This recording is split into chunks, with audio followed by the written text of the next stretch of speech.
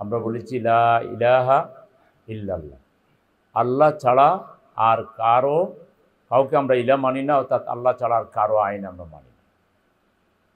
আর মুহাম্মদ সাল্লাল্লাহু আলাইহি সাল্লাম হচ্ছেন আমাদের নবী, আমাদের নেতা, আমাদের জন্য আদর্শ।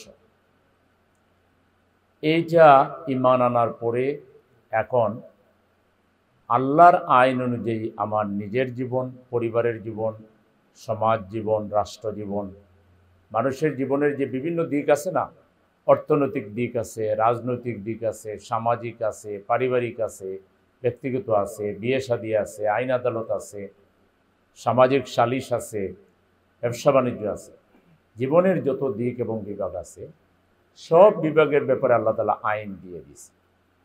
এবং আল্লাহ তাআলা বলেছেন এই আইনই চূড়ান্ত আইন, এবং এই আইনের অধীনে চূড়ান্তভাবে আমাদেরকে মুসলিম হইতে বলেছে। উদখুলু ফিস-সিলমি কাফা ওয়ালা তাত্তাবিউ খুতুওয়াতিশ শাইতান ইন্নাহু লাকুম আদুউন মুবিন।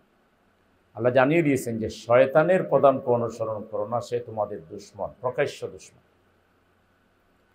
তাই জীবনের সকল ক্ষেত্রে আমাদের ঈমানের দাবি হলো আল্লাহর আইন কোনটা এটা জানা এবং সেটাই মানা, সেটাই বাস্তবায়ন করা।